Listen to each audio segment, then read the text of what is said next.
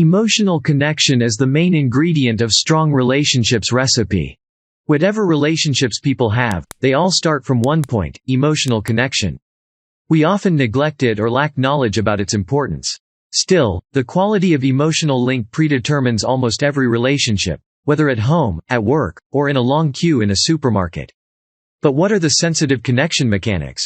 Our brain has 7 command systems that produce emotions. When we know how this manufacturing occurs, we see what we overlook in life or whether we connect or fail to do so with people we love. If you've ever been in a situation where you, your partner, friend, or colleague had crashed against the wall of misunderstanding, it most likely resulted from the inability to connect or bid emotionally. John Gottman defines bid as a central element of emotional contact. So, to become a pro of touching bidding, you will examine the way you emotionally connect with others and treat their bidding. Reveal how the command systems interfere with the way you bid. See how your emotional background affects your style of connection. Fine-tune your communication qualifications. Acquire common ground with other people. Bidding means seeking emotional closeness with another person. An eye contact, body language expression, or verbal message. Bid can be anything. When a storm or lull is coming up in your relationship, it is most likely because you and your partner fail to read out or answer back to each other's bids. The results of the most trivial argument or miscommunication can be dramatic. We feel downhearted and lonely, then become secretive and let the conflict take its course. Remarkably, we don't even imagine how amazing life can be if we respond to each other's bidding in another way. To make things work, we must acknowledge the gravity of our emotions and the importance of explaining them to people we love. After navigating through this tidbit, you'll grasp the secrets of emotional communication and discover how to manage difficult situations. You'll also learn how to understand others' feelings and bids and how to listen and hear people you care about. The formula of harmonious relationships isn't as complex as it might seem, and we're about to figure it out. Emotional bidding. Possible reactions and challenges. The golden rule of any relationship transformation. Changes do not knock at your door on one sunny day. Instead, you gradually nurture your emotional communication skills, enhancing them in every interaction. Imagine falling in love with someone you don't know well. You'll most likely start with a conversation or compliment, not with a declaration of love. And after that, you'll begin strengthening this connection brick by brick. There's a bid and a response to that bid. Like cells of the body or bricks of a house, such exchanges are the primary components of emotional communication. Each exchange contains emotional information that can strengthen or weaken connections between people. John Gottman. Of course, people cannot respond to every bid similarly, otherwise, all relationships would be perfect. Instead, they react to emotional bidding in 3 possible ways: accepting, rejecting, or turning away from the bid. When we accept someone's bid, we respond positively. For example, we gladly brew coffee for our loved ones when they tell us they're a bit tired. By rejecting bids, we discourage others' requests to connect. Finally, we can overlook bids. A silent response to a regular, "How was your day?" question illustrates it perfectly. We start learning effective bidding in childhood. When adults are responsive to their children's needs and connect with them emotionally, young personalities observe positive examples and implement this behavior in their future. However, if a parent ignores a child's emotional needs, there's a great likelihood of disruptive emotional and mental development. Luckily, it is never too late to react positively to another person's bid, and this rule also applies to adults. Extremely high divorce rates are the byproducts of people's failure to connect and their ties decaying. And what about connecting with friends and relatives? Well, it's not that simple. We don't interact with them as often as with our children and partners. Consequently, the time for practicing effective bidding is limited. Additionally, people you've just started building a friendship with can play it safe for too long, while siblings know too much about skeletons in your closet. Both scenarios would require extra efforts in emotional connection. However, you'll easily cope with all the barriers after you reveal the steps of mastering this skill. So, let's explore the essential do's and don'ts of emotional connecting, aka 5 phases of becoming a pro of emotional connectedness. Phase 1. Explore the way you connect with others and acknowledge the main bidding mistakes. After examining hundreds of bids from the psychological perspective, John Gottman made an important discovery. It doesn't matter how routine the bidding context is. Our reaction even to the less significant emotional attempts to connect is crucial. Imagine a couple wandering around the supermarket, unable to decide what's for dinner. A woman says, "I want everything to be perfect today," while a man responds passively, "Okay, as you wish." That's an illustration of a daily situation that can seem insignificant. However, such scenarios can reveal whether we're doing great in our relationships or fail to establish emotional bonds. Individuals who regularly react to each other's bids positively create a deposit of emotional warmth, which they can use later during conflict management. We bid because we're programmed to seek emotional links. Thus, someone looks for respect and love, while another searches for intimate closeness and rapport. Or for all these things at once. Some signals we translate are vague and difficult to read. But do we deliberately confuse people we care about? Definitely not. We tiptoe with all this bidding stuff because A, we're afraid somebody will hurt our feelings, B, we struggle to specify our genuine desires, and C, we aren't even aware of our need to connect. The good news is that no one is hopeless. We'll have a pinch of understanding for starters and a glass of attention for an aperitif. Before we learn how to bid effectively, let's consider mistakes we should avoid. Some people don't aspire to build relationships not because they enjoy loneliness but because they're sure that closeness isn't for them. In actuality, they routinely repeat common bidding mistakes, which force them to consider themselves incapable of connecting. We are spaced out interacting with other people, focusing on our problems. We bid too intensively. We furiously demand our partner's attention when we miss them. We criticize instead of pointing out a problem. We are easily caught up in an emotional storm and cannot engage in interaction being flooded with feelings. We are habitually grumpy, and it prevents us from addressing difficult situations. We're sidestepping the discussions essential to have. And we're about to part with these disruptive habits soon. Sharpen your something to make notes about human emotions and how understanding our brain processes can improve our relationships. Phase 2. Examine your brain and its command systems.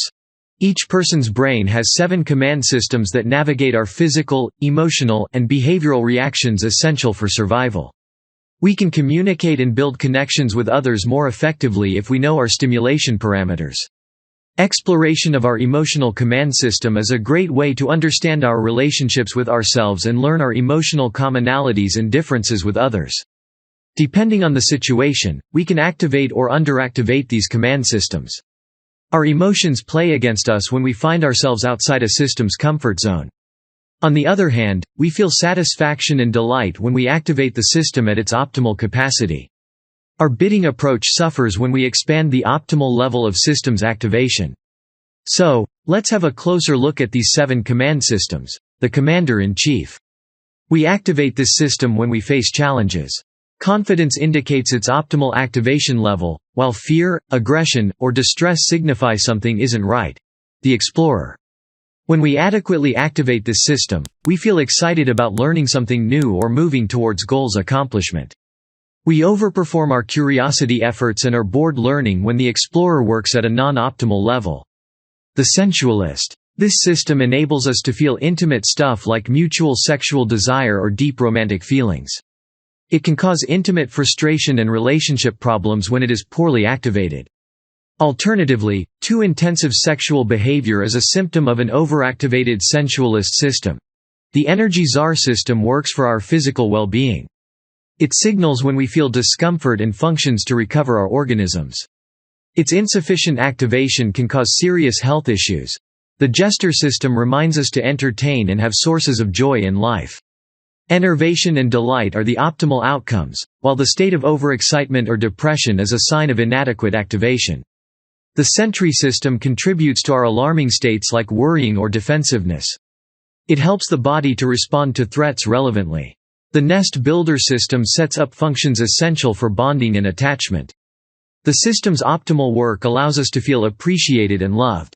Simultaneously, when we under or overactivate the system's functions, we risk engaging in codependent relationships or falling into the trap of chronic loneliness. Therefore, we can use our emotional energy more effectively when we know how our command systems work. For example, instead of saying, "I feel devastated," and doing nothing, we can try to say, "I feel devastated because I missed a great career opportunity." Immersing in the core reasons behind our feelings can open a whole new world. Phase 3. Take a journey throughout your emotional legacy. All people are different in their levels of command activation. That is why effective bidding requires putting ourselves in other people's shoes and finding a compromise. Understanding that we perceive things differently, avoid unspoken things, and figure out the potentially failed bidding on site is crucial. In addition to the brain command systems, examining our emotional legacy may provide some answers. So, emotional legacy is how people important to us treated us in the past and how that attitude made us feel. Although emotional legacy origins in our past, it has a tremendous impact on our emotional connection in future life. Emotional legacy is a complex phenomenon. First, it includes emotional history, the combination of emotional experiences a person observed and was subjected to in the past. Imagine a situation when your partner texts you something like, "We need to discuss something tonight." Based on your emotional history, especially one including interactions with parents, you can respond to this scenario in various ways. For example, you can react with anticipation and excitement if you face positive outcomes after such conversations with parents. Alternatively, this phrase can incite a shiver of concern or even fear if unpleasant arguments or punishment followed a "we need to talk" request in your past. Professional interactions and relationships with friends and relatives also play a significant role in shaping our emotional history. Second, a family's emotional philosophy matters. Every family promotes its unique perception of different emotions and teaches children to perceive them similarly.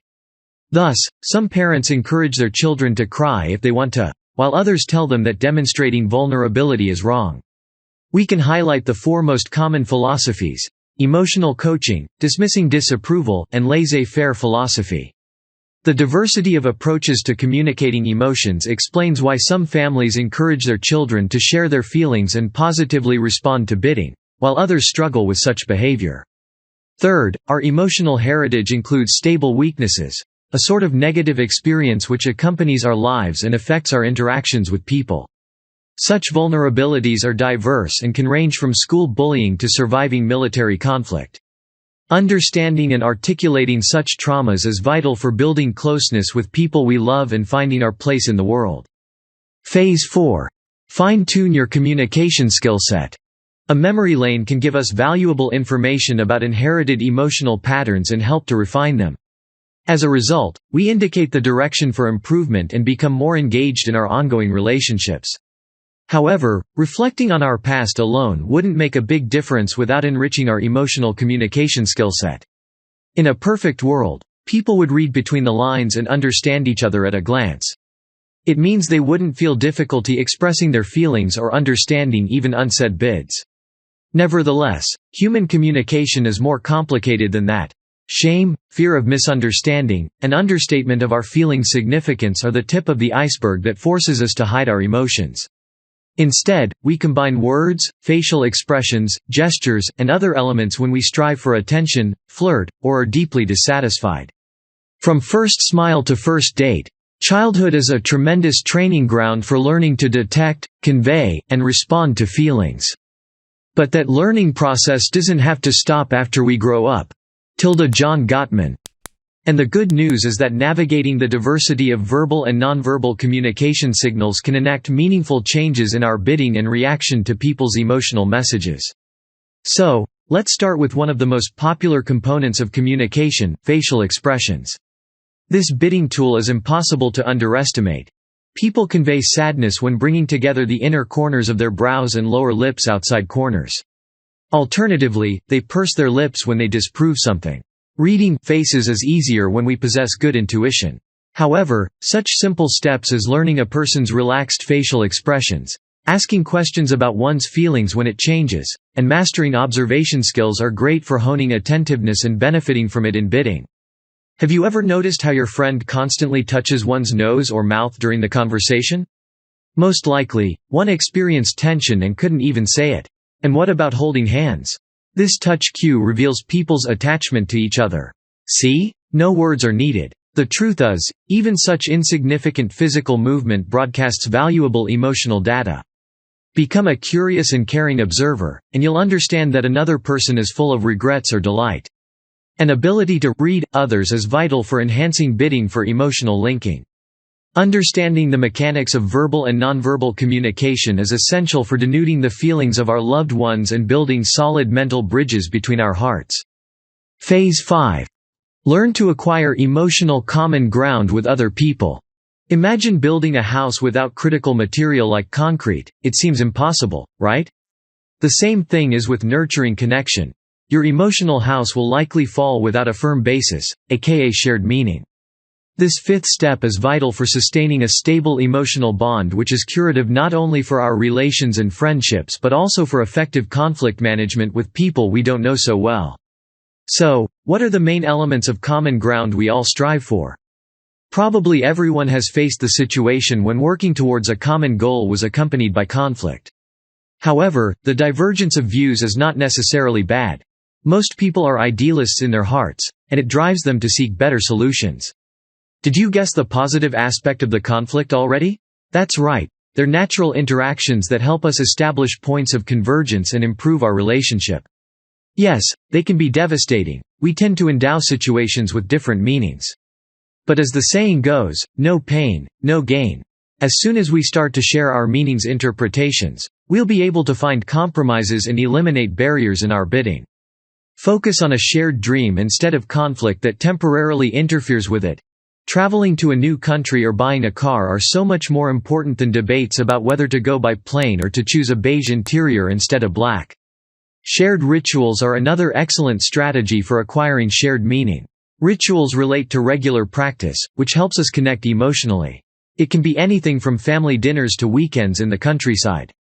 The main thing is that rituals are incredibly powerful for strengthening bonds because they mirror values we share and provide us with precious time for emotional connection. Moreover, some of them lessen the pressure during life-changing transition periods. Imagine moving to a new city and having a goodbye party with all your friends present. Such significant support means that there are people who believe in you and your aspirations and are always there for you. Therefore, sharing our perception of meanings, and discussing conflicts and dreams that we pursue, support, and rituals help us find common ground even in bad emotional weather. Did you know? According to the Harvard 2019 research on couple rituals, more than 70% of the survey participants claimed they had shared rituals. Conclusion. Although two people can speak the same language, they don't necessarily use the same means of emotional communication.